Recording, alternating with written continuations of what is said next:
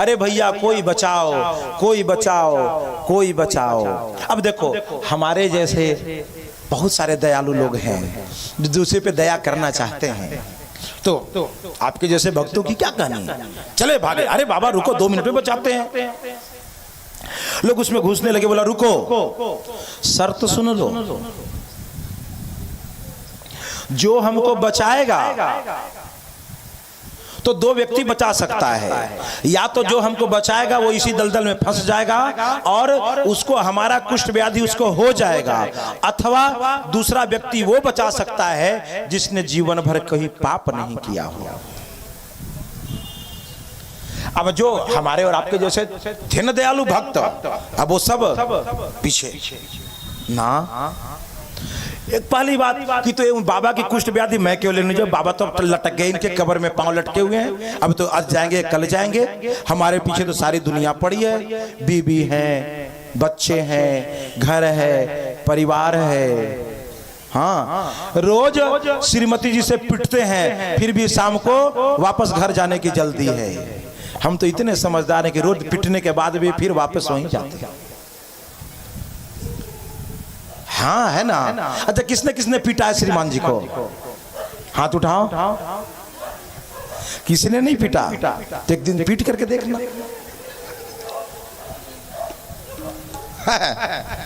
अच्छी बात।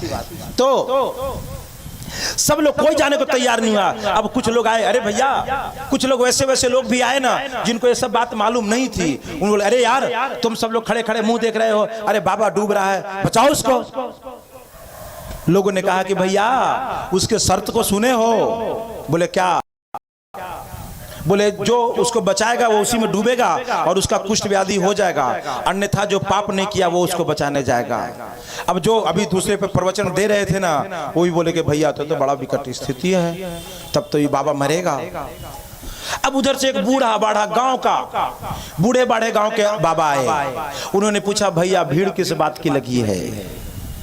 लोगों ने कहा कि ऐसी ऐसी बात है, बाबा दलदल में है, अब जो बाबा को बचाएगा उसको बाबा की कुष्ठ व्याधि लग जाएगी, वो दलदल में फंस जाएगा, और या फिर जिसने पाप नहीं किया हो वो इनको बचाएगा।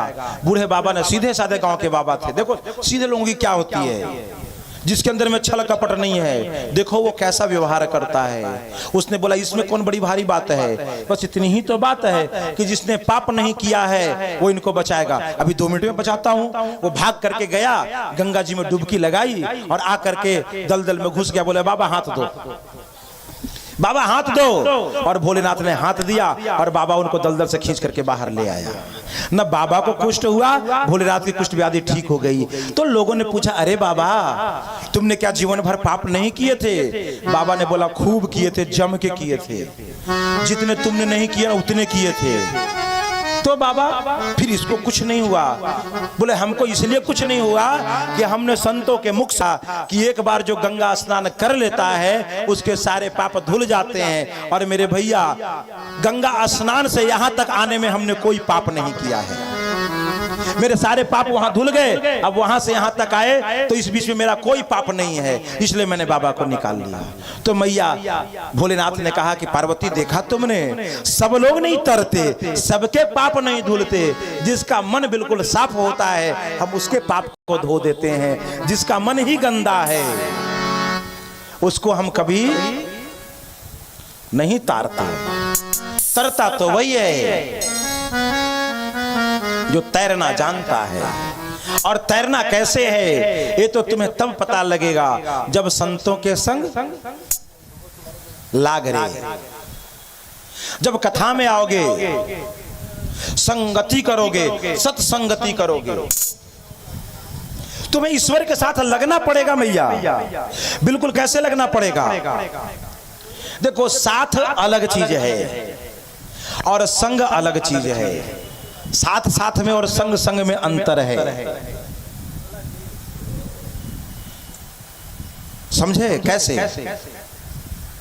नारियल देखा है आपने? नारियल, नारियल में क्या होता है? 2 प्रकार के नारियल होते हैं, एक गीला नारियल होता है, एक सूखा नारियल होता है। गीला नारियल जो होता है उसमें जल भरा होता है। जब उस गीला नारियल को आप फोड़ती हो ना, तब उसमें से जो निकलता है वो नारियल में चिपका हुआ होता है। वो क्या है? वो संग संग है। और एक सूखा वाला नारियल होता है, सूखे वाले नारियल में देखते हो ढक ढक करता रहता है, फोड़ोगे तो खोपड़ी अलग नारियल अलग। वो साथ साथ है, साथ में है तो जरूर, परंतु संग में नहीं है। अब इतने साथ आप मेरे साथ आप लोग 7 दिन से हो,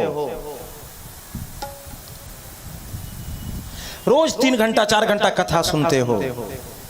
अब कहीं मिलोगे आप मुझे, यहाँ तो भीड़ कम है तो लगभग मैंने सबको पहचान लिया है, परंतु जहाँ भीड़ बहुत ज्यादा होती कथाओं में, ये तो अब मैं कहूँ तो तुम्हारी बुराई होगी। हम तुम्हारी बुराई करना नहीं चाहते हैं, परंतु ये बहुत छोटा सा उदाहरण है यहाँ का।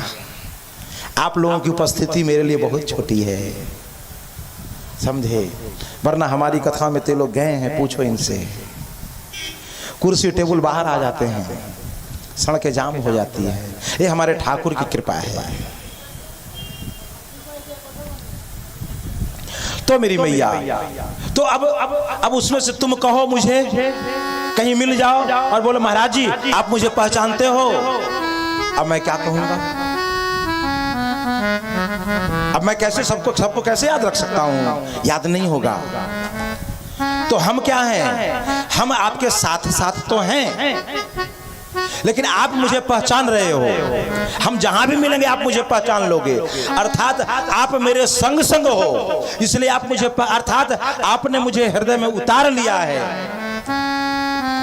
और हम आपके साथ साथ हैं। इसलिए हम जब तक आप मेरे सामने हो तब तक हम आपको याद रखते हैं। आप जब हमसे दूर होते हो तो भूल जाते हैं हम। बिल्कुल यही बात है। ठाकुर हमारे संग संग है, इसलिए हमारी हर एक चीजें ठाकुर को पता लगती रहती है। हम ठाकुर के साथ साथ हैं, बस जब तक हैं तब तक हैं, घर गए तो हम भूल जाते हैं। नहीं मेरे प्यारे, हमको साथ साथ नहीं, हमको संग संग रहना है। बस अपने आप को ऐसा बना लो कि तुम साथ साथ नहीं, तुम संग संग हो जाओ। और जिस दिन तुम संग संग हो गए ना, उस दिन ठाकुर तुमको छोड़ेगा नहीं, क्योंकि ठाकुर तो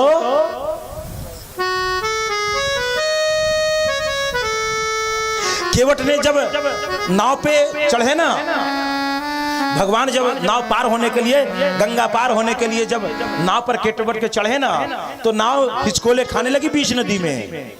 तो ठाकुर ने कहा, रामचंद्र जी ने कहा कि केवट जरा धीरे धीरे नाव चलाओ, मुझे डर लग रहा है, ऐसे ऐसे हो रहा है।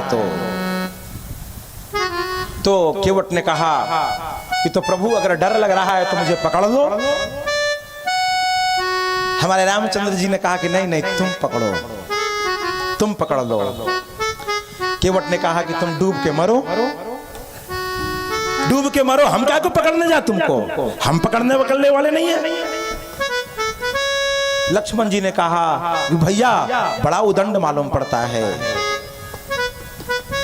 इसको ठीक करूं। केवट ने लक्ष्मण भैया को कहा, लक्ष्मण भैया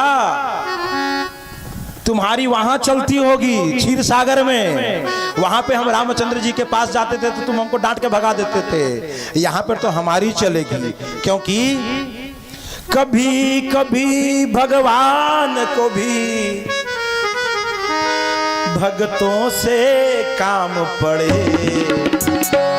जाना था गंगा पार प्रभु के वट की नाव चढ़े, जाना था